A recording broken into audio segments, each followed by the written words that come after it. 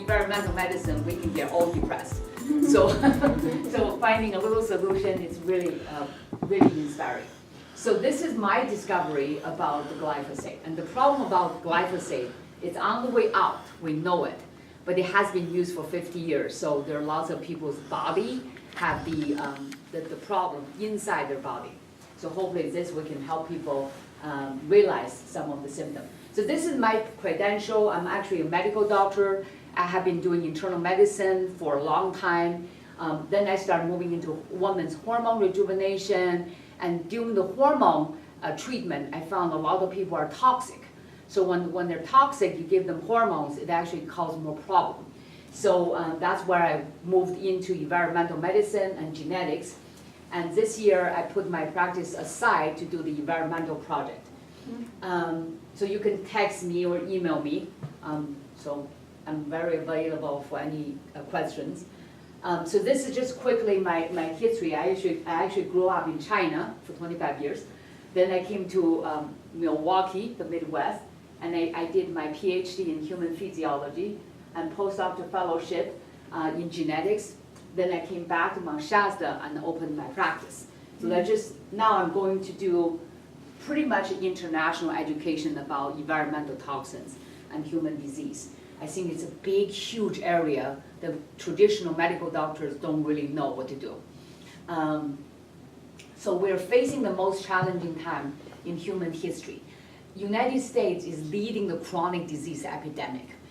This is actually, you can see, we have about 345 million people, and more than half already have chronic disease. That's very devastating for a country, this size. And China is catching up because we're in China we have lots of industrial pollutions. So what's really concerning is I just want you guys to see right around 1995, there's a huge increase of mental illness and chronic pain. If people are scattered around, they don't really see these trends. As physicians coming together, there's something going wrong here. Like suddenly we all have pain, and everybody is falling apart in their brain. So something is happening right around here, 1995. And you can see the opiate epidemic is also becoming so serious. We lost 69,000 people last year to opiate overdose. It's not just people have drug issues, it's also working dad, people in construction, they end up having some pain and then they end up having the drug addiction. It's really devastating. Obesity is becoming a huge problem. We don't see much as a smaller community, but you can see overall our country is getting really big. This is in 2018, 1 out of 3 adults will have obesity, which is over 40, BMI over 30. The average overweight is about 40 pounds. So that's like obesity. 1 out of 6 children. So children, normally have good metabolism. Now we're seeing children have obesity. So the reason we fail chronic disease is many people are looking at the symptoms. They're not looking at the cause. So what are the root cause of disease? It's really the combination of environmental toxicity, chronic stress, hormonal decline, and then together with our genetic. Because genes actually don't give you disease. Genes just give you what kind of presentation. The cause is the same, right? We all live in challenging environment, but how come some people don't feel anything? Some people have cancer. Some people have cancer 3 times. Just the gene kind of give you what kind of disease, but the environment is really the trigger. So of course we see in medicine, people take a lot of medication, people take a lot of supplement, people are really confused about diet. So what's really missing here is the toxins and the stress. So this is basically, I did this for the Dallas Osteopathic Association. these are like 800 physicians talking about the solution, right? You really have to choose. You either have the conventional approach, which is basically you do testing, get history, you give people a diagnosis. I'm sorry, you have lupus. And then you give them the treatment, the surgery, whatever. And then you know these people will end up having more diagnosis because you never address the root cause. So suddenly people are getting more and more drugs. At the end, they're losing organs. And at the end, they're just basically dying slowly with a miserable life. So instead of that, when people come to our office, I really encourage everyone, if you have symptoms, ask why. What that is supposed to mean. Like people have a headache. Like, why do I have a headache? Instead of take a pill and get rid of the headache, right? So asking why first, and then focus the diagnostics on the toxic burden and your hormonal benefit, your hormone effect, nutrition. These are cause. So then you, based on your diagnostic testing, you do a detox, getting rid of exposure. You repair the damaged organ, maintaining based on your genetic guided principles. Then you create a quality of life. So we kind of left the disease away. So this is the new medicine, and I get really excited because people live a great life, even though you have a diagnosis. Who cares, right? As long as we all have to die from something, and I really want to emphasize on the quality and quantity of life. So it's a complete new paradigm. So myself, this is when I was 42 years old, and I had head injury from bicycle accident. Not really bad, but I had trouble sleeping. Then I have palpitation. Then I have like Hashimoto. I have allergies. Everything started to happen at a pretty young age. So before I know the cause of it, I kind of use a whole bunch of drugs. I use inhalers for my asthma. I use some allergy things, my allergies, and I have trouble sleeping. The PVC, I don't really know what to do. So it's kind of like suddenly you have all the symptoms, you have the drug to deal with it.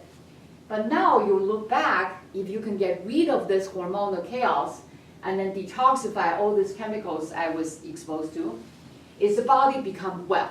And I no longer need to take any, allergy pills, asthma. I can mountain bike at 15,000 feet, and we just did in China. So this is, you can see when I get older, this is our most recent trip, and you really feel pretty darn good, right? And you don't need all these things to cover your symptom anymore. So it's a really encouraging journey for myself. And I really want to continue and help people to achieve that too. Because medicine and any unnecessary sickness costs a lot of life. Not to mention it costs lots of money, you see?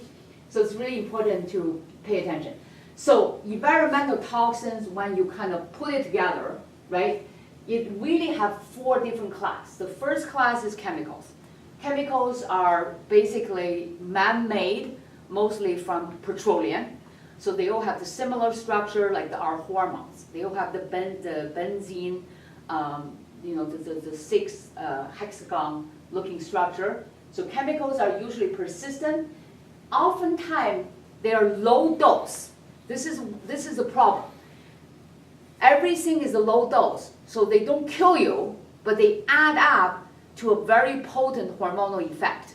Okay, so low dose in synergy oftentimes cause you endocrine disruption. So endocrine system is sex hormone, thyroid, your pituitary gland, adrenal. These are all endocrine system, and that's where this is the most problem I see in my practice. And then modern radiation is a big project. We recently seen the Fukushima continue to leak. And then, of course, our climate change, the ozone, so we have more atmosphere radiation. And then the cell phone, more and more, they are all radiation, basically. They're just different energy level of radiation. Heavy metal is becoming more common because we use so much aluminum now, and also mercury in dentistry.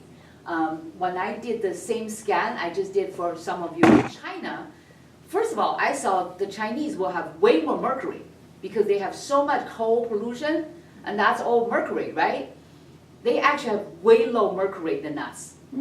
they have more cadmium and aluminum. So I realized that dentistry in this country have overdone it. They have put too much mercury filling in our children, in us. So, so that's actually pretty big. Mold toxin is way on the top. Now why? Because mold toxin requires certain environment, moist, heat, water damage building, so, and only affect about 20% of people. They're mold sensitive. So that's why I put it on the top. But nevertheless, it's really a neurotoxin. People who have mold sensitivity are very difficult to live with, okay? So you can, me and Sean, like my husband, we live in the same building.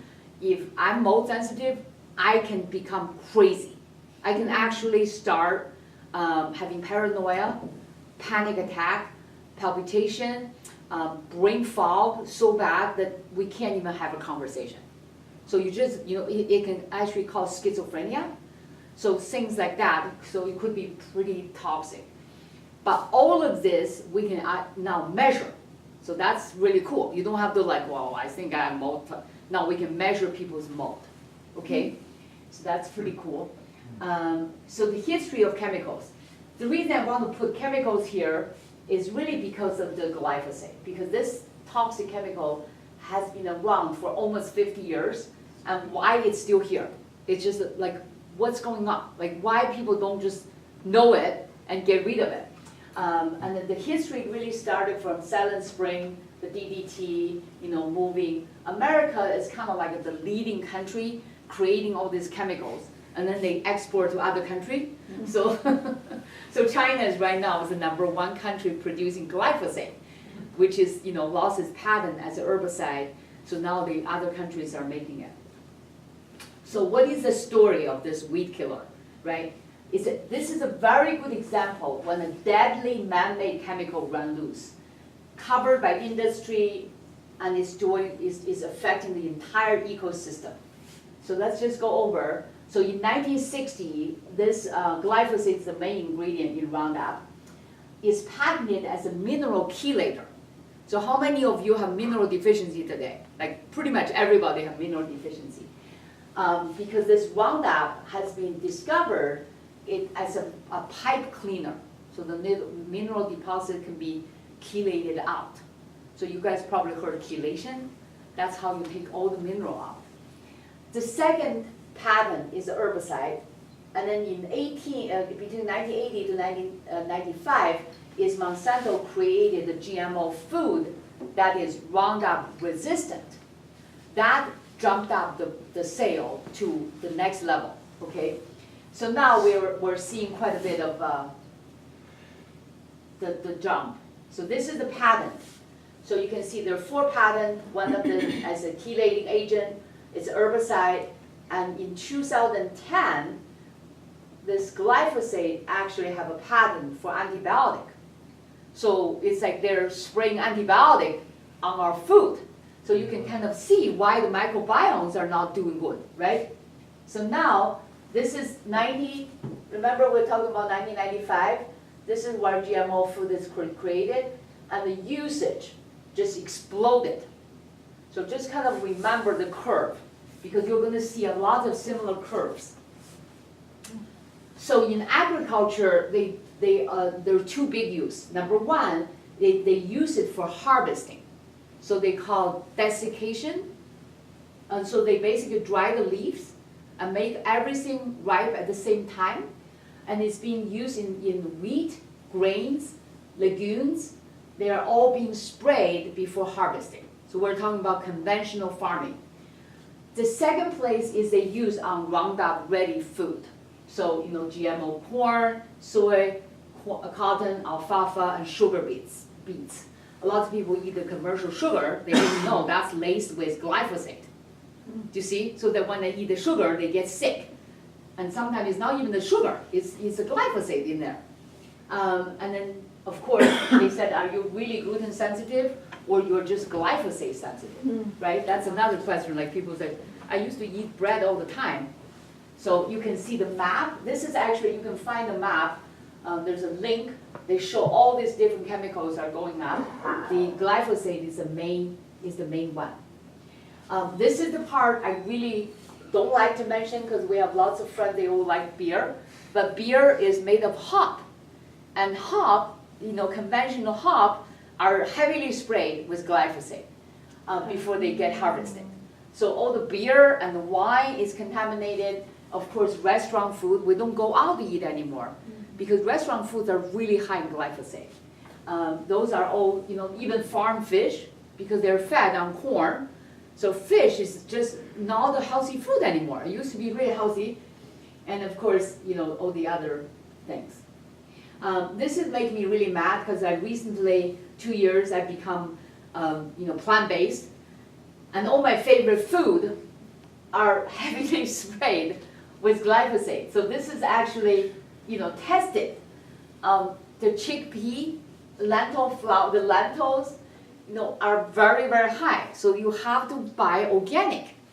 You can't really we have so many, people that eat vegetarian food. They just buy the lentils and, the hummus. If you go to Whole Food, you have to read, it has to be organic. Otherwise, they're sprayed. So you really have to be careful with those things. The other 6 unexpected place we found this Roundup is parks, schools, doggy parks, campground. Of course, if your neighbor is spraying it, it's right next to your backyard. And this is what I see quite a bit on Highway 5. I see this all the time. They're just spraying the side of the road. This is what I just recently learned. Power line, so Pacific Power actually used quite a bit. You can see the trees are all dead under the power line. We have the Pacific Rail goes right through Mount Shasta. We have 3 people tested really high. I mean, these are organic farmers. 2 of them have Parkinson's disease. 1 has ALS, and they're all male in their 40s. So then they live right next to the train track. This is unbelievable. And of course, this is the Nevada District water irrigation system, and they have a drip of the Roundup to kill the weeds. That's actually the most shocking one. I've been doing this talk for a while. People said, I can't believe they put it in the water. I mean, the water upstream is completely clean, and they use this to clean the ditches. They can just, they really should do something else. Maybe concrete the ditches. They really should not use this. This is horrible. So we also see this glyphosate spray map in San Francisco, in the parks and school, and this is New York. So you can see, look at this. New Jersey, New York are heavily sprayed for domestic, for city use. Because Roundup is very highly water soluble, so it has been discovered in the air and water. So they kind of evaporate into the air. They did a rain sample along the Mississippi and found glyphosate in 75% of the sample. So this is international use. Of course, when we talk about just US alone, and now 132 countries out of 194 countries are now using Roundup, the glyphosate Roundup, for their crops. This is the agricultural use, this is non-agricultural use, so you can see both of them are increasing significantly after 1995. Okay, so is glyphosate safe? How safe it is? In the US, this is we don't really care. We have that much. This is US government, and then in Europe, that's their safety level in the human sample. So again, this is compared to the United States to Europe. And you can see we have much higher level than the Europeans. Where does the glyphosate go? People say, well, where does it go? Does it just come out? Well, it actually accumulates in your vital organs and tissues. It's very heavily concentrated in the thyroid. So pretty much every woman came into my practice, I have them measure their body temperature. If your body temperature is less than 97.6, your thyroid is just not working. So that's really important to know. It's really heavily accumulated. Uterus, fibroids, colon cancer, testes. We see now male have 50% of testosterone compared to 50 years ago in all age groups. Not just in old people, but also in young people. We really believe this is related to the glyphosate use. And of course, shoulder muscle, lots of people have shoulder pain, they have dry eyes, dry nose. Initially I thought, well, maybe just Mount Shasta, it's dry. But then we found even in very moist area next to the ocean, people have the burning eyes because the glyphosate is in the air and it causes the eye damage. The brain is the big one. Recently they found people have cataracts and macular degeneration. They also see glyphosate in those eye tissue, also in the brain. So the eye is the access to the brain. So we now see the increase of Alzheimer's disease as connected to the glyphosate use. Of course, we see lots of bone marrow disease. You probably heard anemia, lymphoma, leukemia, because glyphosate is actually heavily concentrated in the bone marrow. So you have to be really careful if you do the bone broth. Bone broth actually, it really sucks a lot of heavy metal and also glyphosate. Okay, so just be careful with bone broth. Could you explain that again? Yeah, so bone broth, the bone marrow tend to suck the heavy metal and also glyphosate. It's a place the chemical goes in there and they stay there because it's so fatty. So the fatty cells actually traps those toxic if chemicals. you're making bone broth, make sure it's from organic. Yeah, yeah. Make sure it's organic, yeah. Organic, yeah, and not just grass-fed, because grass-fed could be sprayed. Right. Yeah. Okay. Okay. I know bone broth. I know I have so many patients that the people do feel better with bone broth because it has minerals. Right. But at the same time, it has other things too. This is actually because people argue, well, how much is too much? So you can see at 0.1 parts per billion, we already see increase of breast cancer, like tumor growth, liver damage, a very, very low dose. So this is actually what's measured in the US tap water. It's 0.14 parts per billion. So you can see we're already getting damage at very low level. And was the European standard 0.3? That's the body. This Yeah. is different. This is different. Okay. This is actually just on the water. Okay. Yeah. So you can see, this is actually permitted level in US water is 700 parts per billion. That's ridiculous. At this level, you can see kidney and liver damage right there. And we allow that much in our water. So you really can't trust them, basically, because that's not safe level, right? So that's a. Do you know if it can be filtered using the carbon filter? So filter, I have been searching for a filter that actually filters glyphosate. I think there is a group of farmers in Iowa. They have a filter, but it's huge. It's just really, chunky.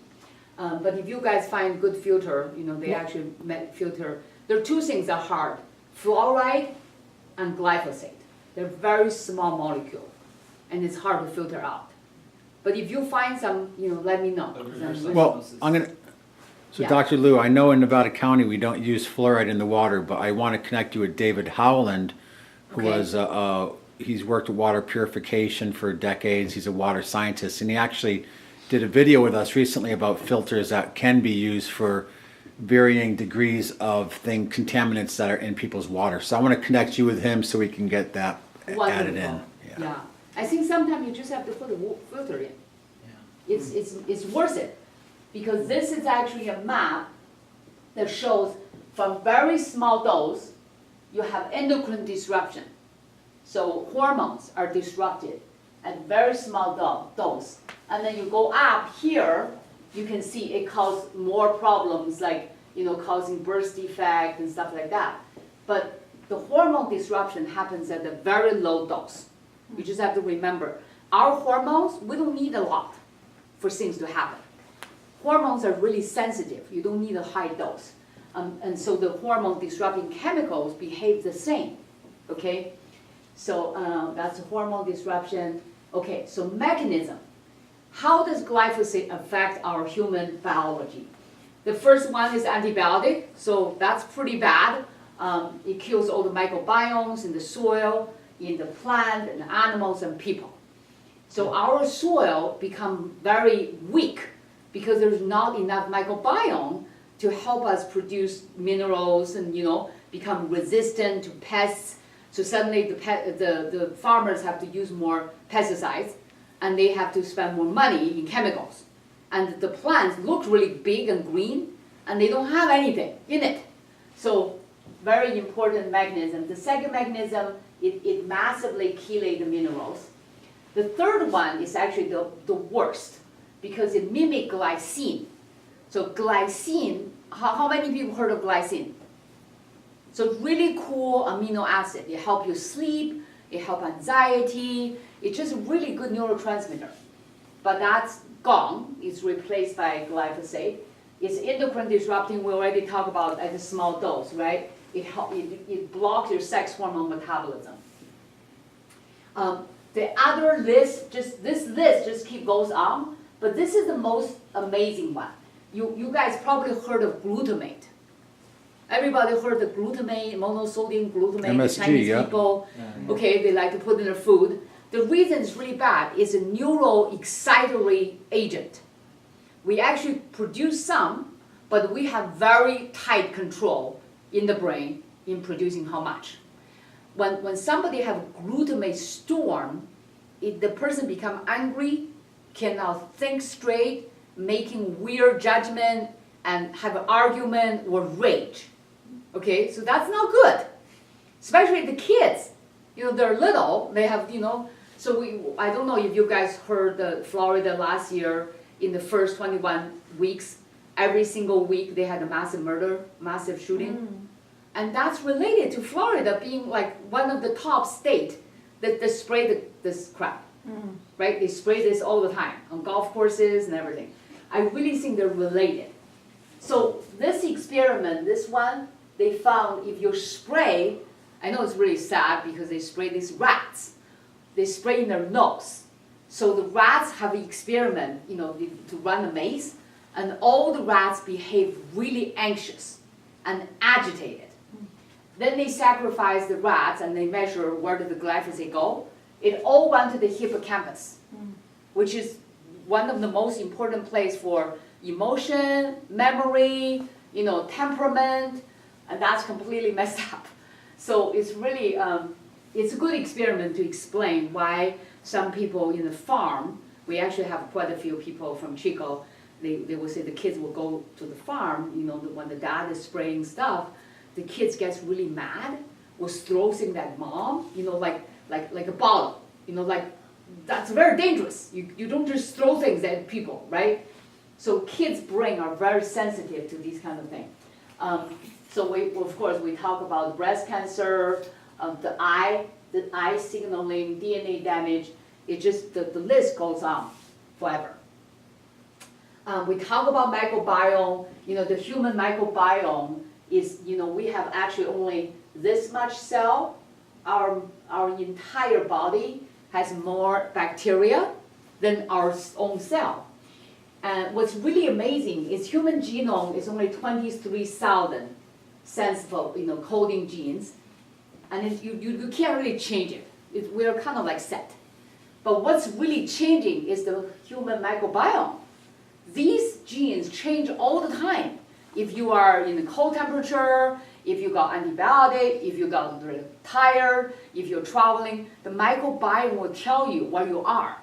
Like it control your hunger, it control your mood. And suddenly we have all these antibiotics killing it. So you wonder why there's such a disconnection between people, and their environment, right? Because we're clueless. We have to listen to the microbiomes to tell us. So very important thing to know. The microbiome does everything, produce our vitamins, it helps us utilize energy, it helps produce neurotransmitters. So it's really important. When it doesn't work, locally it causes colitis, diverticulitis, stomach pain. Systemically, it influences your entire body. Do you see? So they don't just influence the gut, it influences the total body. These are diseases related when microbiomes are not healthy. So how many people say asthma is related to the microbiome? Like the physician will just give you an inhaler. They don't even know that's related to microbiome not doing well. And how about acne, allergies, type 2 diabetes, obesity? So it's really important to know microbiome control the whole body. You probably heard of C. diff. Have you heard of the C. diff colitis? Like people go to the hospital, they get infection. Okay, you guys are too healthy. I used to work in ICU, so if we give people too much antibiotic, they will have bloody diarrhea, and then they are infected with the C. diff. It's actually life-threatening illness, and those people have to have 3 different antibiotics. Well, normally, when I first came to Mount Shasta, it only happened in the hospital, right? Because hospital, you give it antibiotic. And then they started saying, well, we see community have that. We call community-acquired C. diff. And that was very weird. I would say the community don't even take antibiotic. And now you see this a lot, very often, because the glyphosate is taking over our microbiome. Yeah. And one of the things I've realized, we've been doing a lot of water testing and research throughout the Sacramento River watershed. When people don't think about it, when they dump their pharmaceuticals down the sink or flush them in the toilet or throw them in the trash, what happens? They end up in the water table. So there's a huge amount of environmental impact on our water and food that's coming right now from discarded pharmaceuticals. Yes. They found DEETs and diltiazem, which is a calcium channel blocker, in the water of Chicago drinking water. Like 4 different pharmaceutical drugs are in the water. So we really have to think about overpopulation, what does it do if we are all taking these things, right? This is the mineral map. We talk about, this person actually is a vegan from like Chico. And look at this person's minerals are completely gone, and how much vegetable he is eating. So you have to be really aware of just today's vegetable is oftentimes not enough. This is the glycine. We talk about how glyphosate is now replacing glycine and causing the amino acid and protein to be very ineffective. So if we think about one single molecule in synergy with other environmental challenges, we're basically creating too many problems in this garage that's full of holes. Okay, so when we look at a chronic disease, you can't just find one thing anymore. You find many, many things are broken.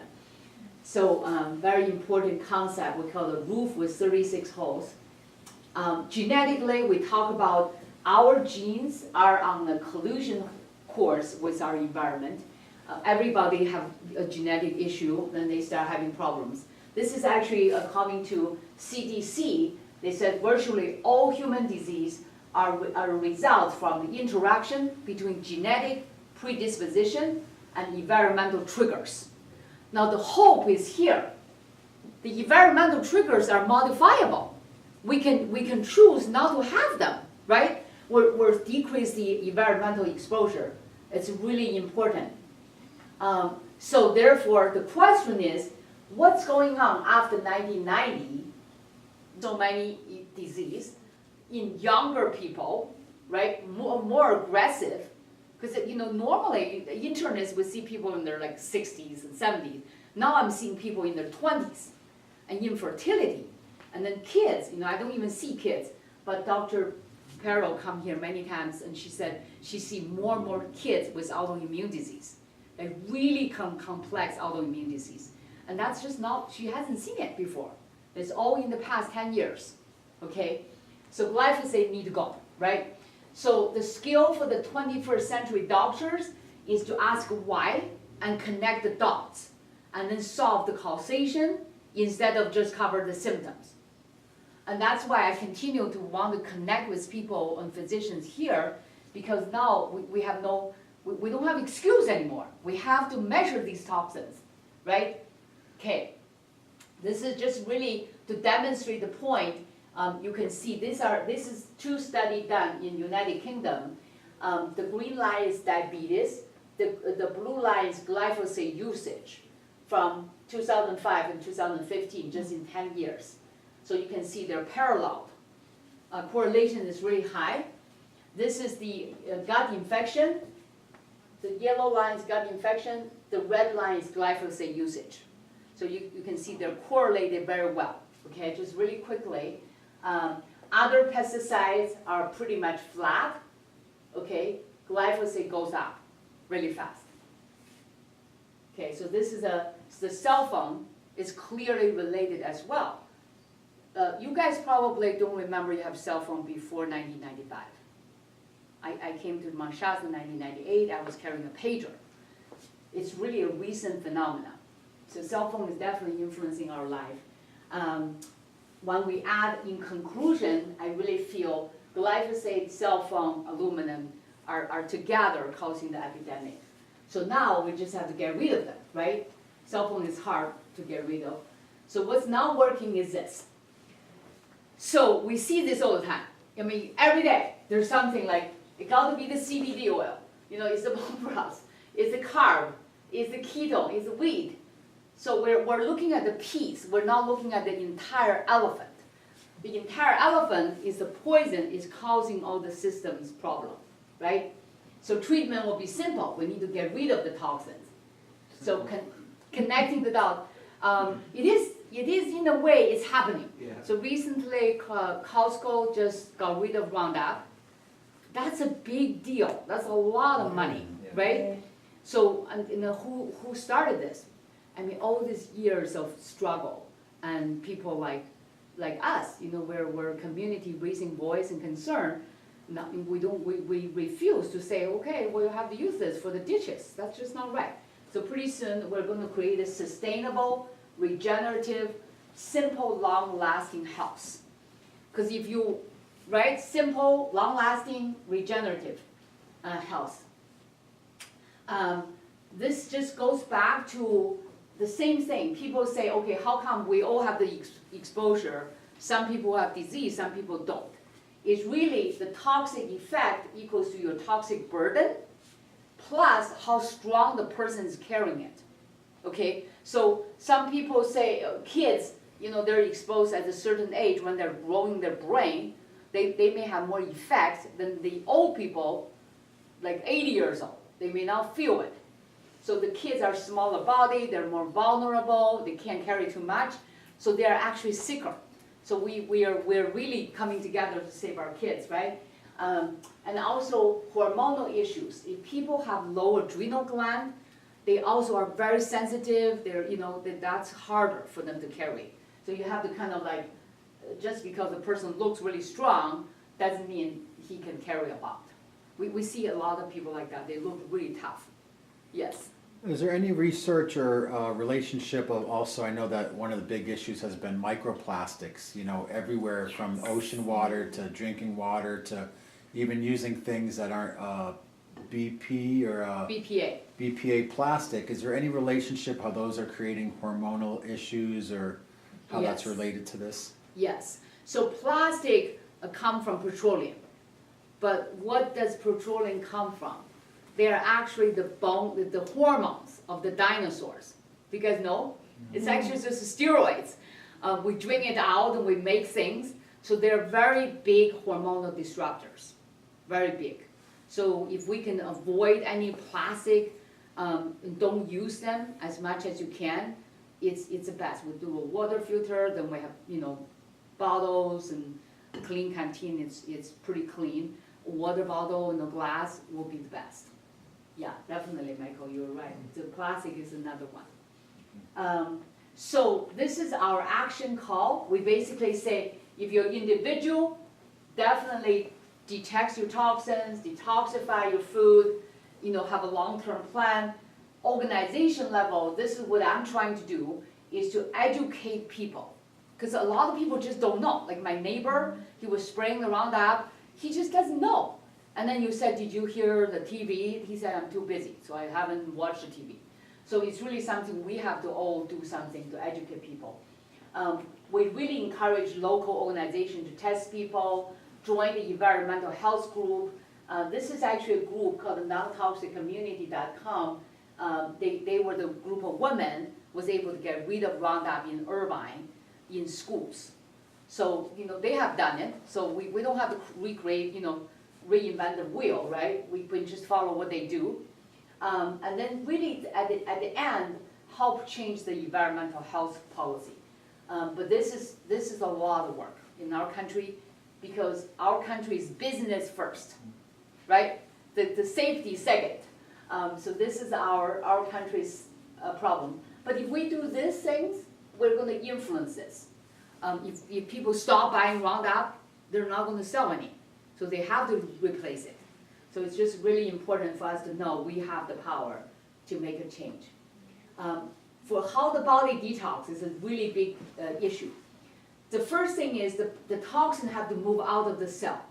And that's going to take special effort. Okay, and then the second one is we want to make sure the lymphatics are draining. So people, they exercise a lot, move a lot, maybe 30 minutes a day. It's really important. Otherwise, the toxins stay in the cell. It doesn't come out. The third one is move to the liver. So we have to make sure the livers are healthy. We all know certain things are bad for the liver. So how many people know things are bad for the liver? Like what? Like Alcohol. Alcohol, right? Tylenol, drugs. So those are hard on the liver. Sugar.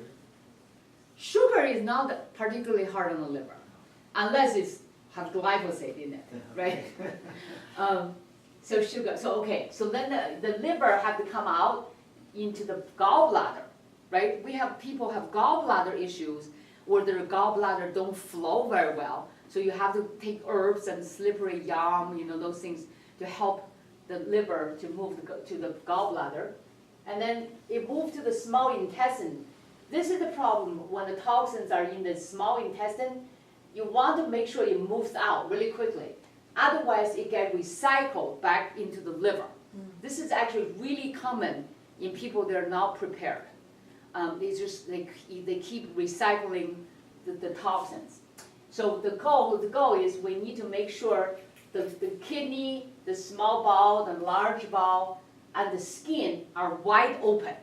So sweating, having good bowel movement, drink a lot of water, right, clean water. And so we have the bowel movement, the urine, and the sweat. So if you have all channels of open, the body just detox better. Okay? So how many people go exercise every day? That's really important. So that's really good habit. And then how many people do some sweating? Like we all sweat, so that's really good. Drink a lot of water. And how many people drink a lot of water? So that's really good. And the lemon with hot water is really, really alkaline. So eat lots of vegetables, have good bowel movement. Make sure you have 2 to 3 bowel movement a day.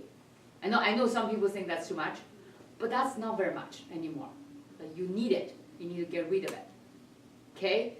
So I will entertain some questions. I have a few cases, but I think it's kind of late. So ask any question you may have. Michael, we have some questions. We did like 1 hour. Sorry. Do you have, not to go through now, but just do you have detox protocols? I do. I have detox protocol. So normally we evaluate your alkaline state, and so we have a diet that kind of goes to detox friendly. So mainly whole food, which is really important. Mostly organic, if you can do it, and then mostly plants. Green leafy plants are very alkaline. Meat and dairy and egg are very acidic. So you have to do leaning towards the alkaline during the detox. Once you detox, you feel less inflamed. Then you can add, if you want to add a little bit of organic meat, I would definitely not eat any conventional animal product. Because we have no idea what they do. They put so much toxic chemicals and hormones in chicken and pig and beef. What about fasting? And fish. I think fasting is good. Fasting, you just have to be careful with women, okay? Because I see so many men love fasting. Women, our pituitary gland is really sensitive.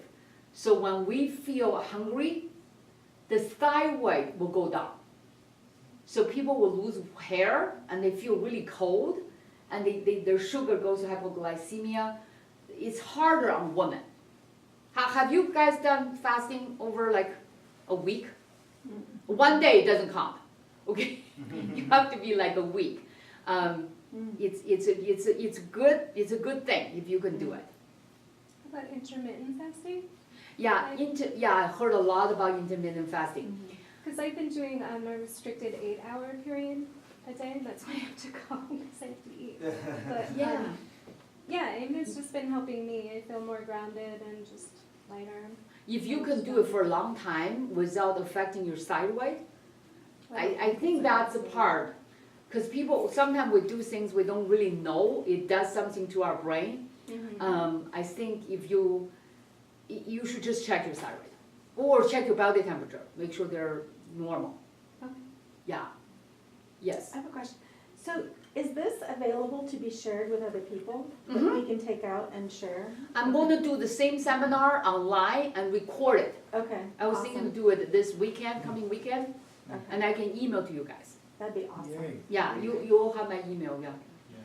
Yeah. I'll email you just this part to the detox. Okay. And then an Earth Day weekend, we're going to do a big weekend resilience expo and film festival, and we'll have Dr. Lou back for screenings and Where's stuff that?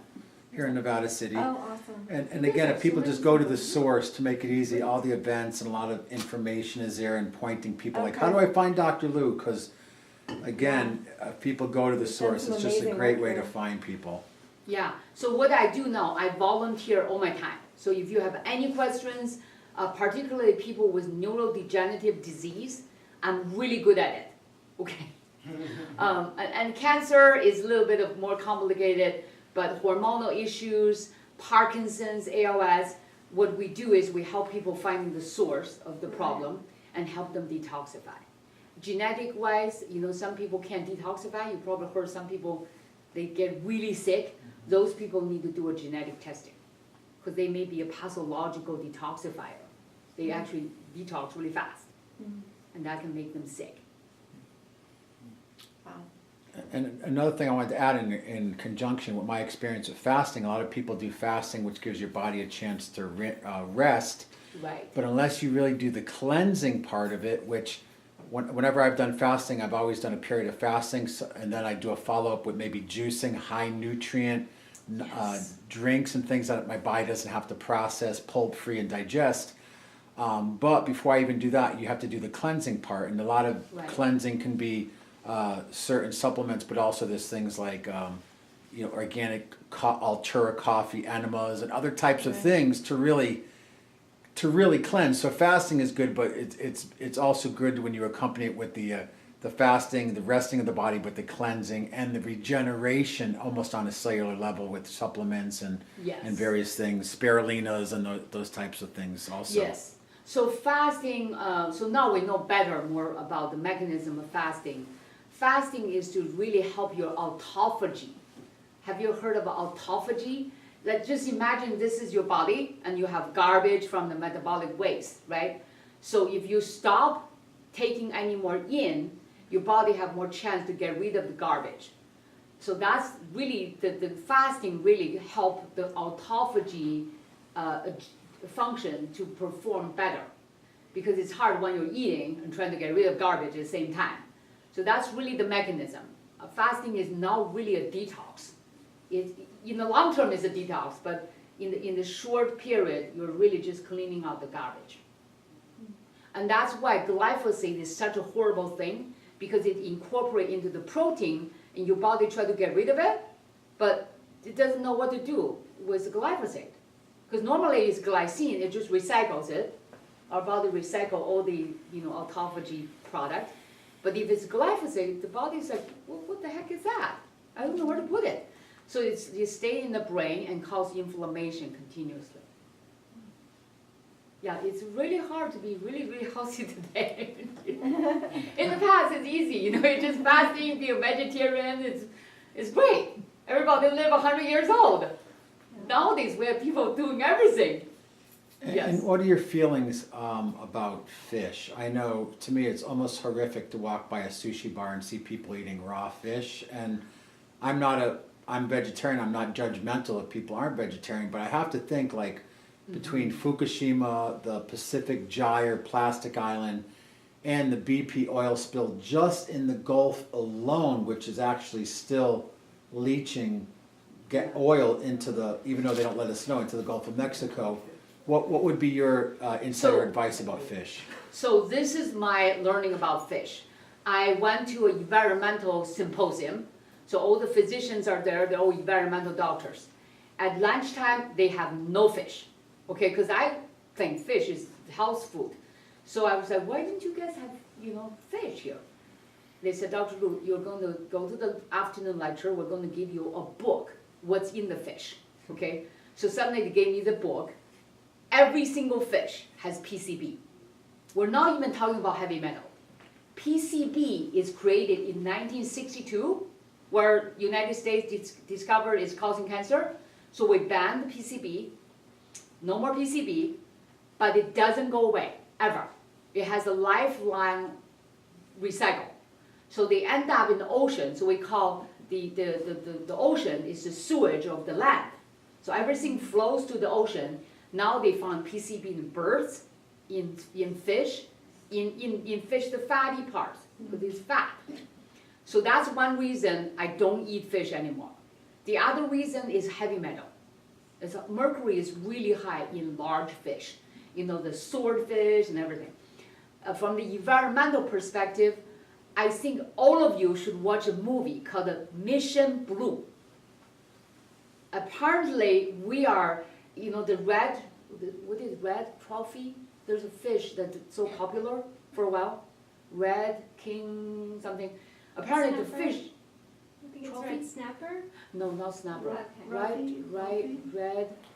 Sean doesn't eat any fish, so he doesn't know. It's a beautiful, it's delicious fish, but it takes 50 years to grow. Oh my goodness. So we're eating, like for a while, every restaurant is selling this fish, and it's gone. It's no longer there, because we ate it all.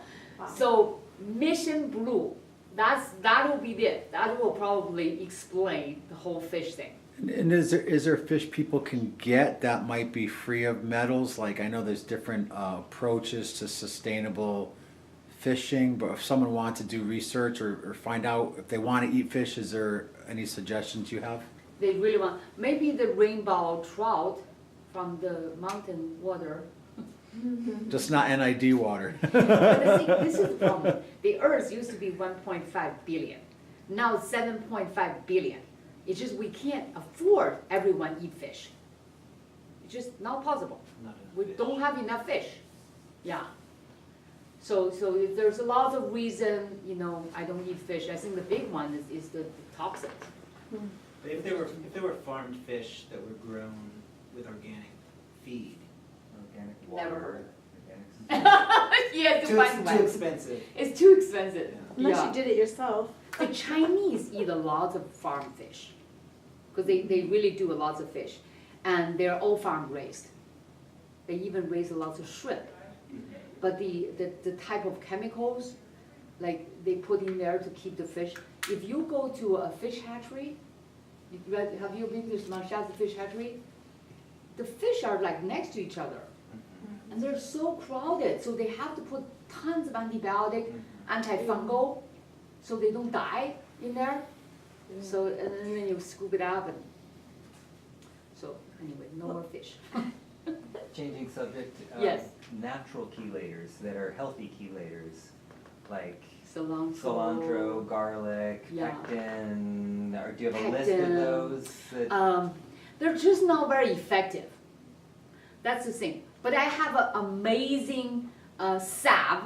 It's called Herbalix Detox Deodorant. And you can buy from Amazon.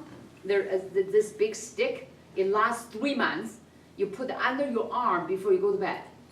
It's kind of like deodorant, but it has a blend of herbs. It sucks the heavy metal out. What's it called? what? It's called Herbalic, A-H-E, Herbalic, I think it's H-E-R-B. And that works on the lymphatic system, is that what it? Yeah, it works on the lymphatic system. But how do the Herbolic heavy what? metals excrete? How do you, I mean, they actually come out They of your suck it armpit? out. Uh-huh. So it's a sad, you wipe it off in the morning, or how Uh-huh. does that? You wipe it out, you clean. I didn't know, I have this scan, right? And the guy calls me, said, you are the only person on the West Coast who has the scan. Could you please test my salve? And I was like, well, I would do anything for 6 weeks. So I did it, and all the heavy metal came down, just by doing this. But you have to be careful, because they suck out the other minerals too. Oh, you so have it's to make sure. herbolic what? Herbalic detox deodorant. Detox. Is it really a deodorant too? They have deodorant too. Oh, But this one you use at night. Okay, You put under the arm. got it. Apparently for me, I didn't have any side effect, and So then you just remineralize? you just, yeah, you take a It's a good mineral chelator. every day to Okay. make sure you don't To drain take the a what? minerals. Like Take a- my, yeah, Take, take a good mineral, okay, yeah, maybe double the dose. okay. It's Herbalix, Herbalix. Yes. Wait, one more time? One more time. Herbalix, Herbalix. H-E-R-B-A-L-I-X. Michael, can I ask you a question? You just have to remember. Have they ever tested Bitney Springs water? Actually, I just did a test at Bitney You did? We can use and at Mount Shasta Headwaters. Yes. Yeah, Herbalix. Wait, what happened? I just I know did the water problem tests because they're not is- tested by Not anybody. everybody Right, at is Bitney? Bitney and Mount Shasta Headwaters. How did they I get the find out? test back in like a week. Okay. I'll let you know. Cause I go there. Yeah. It's okay. Well, we definitely know that there's herbicide, pesticide. That was a really good question, and Yes. so we're done. We're done. So I want to first and foremost thank Dr. Lou so much for being here, and Thank you so guys. On a cold day. and another good question we just had by someone is, has the water at Bitney Springs Yeah. or at the Mount Shasta Headwaters ever been tested? And part of what we're doing right now with ARC, the Alliance for Resilient Communities, we actually just pulled water tests to get the results about any heavy metals, herbicides, and pesticides. So that's why, information is good, but as we empower ourselves with information and then activate the community, we can actually make some changes. Like right now, Nevada Irrigation District is making a ruling about the next 100 years of the raw water plan. So I want to encourage everyone here to write an email and contact NID in complete opposition to Roundup. You can go to the board meetings, which I do, and you can also go to, they have a big public forum probably in another month about Plan Your Water, where they invited the community to come in and give feedback. And there's only a couple people, I think myself, Michael Passner, and one other from Circle, who actually are addressing to them the issue of Roundup and heavy metals in the water. So I want to encourage people, it's great we're getting this information, but like Dr. Lou is out doing the testing, getting people activated, we all have to be activated and actually do what we can to make differences here in our community. So NID, contact NID about your feelings about the use of Roundup and heavy metals. And on the source, here in probably the next week or two, I'm going to have the results for the water tests from Mount Shasta and Bitney Springs. But we definitely know there's some level of contaminants there. That's awesome. I've always Awesome. wondered. Yeah, we've been waiting for a month or two. And also what filters to use. Yeah. So please everyone just grab a source card, because it's a great way to just find out stuff.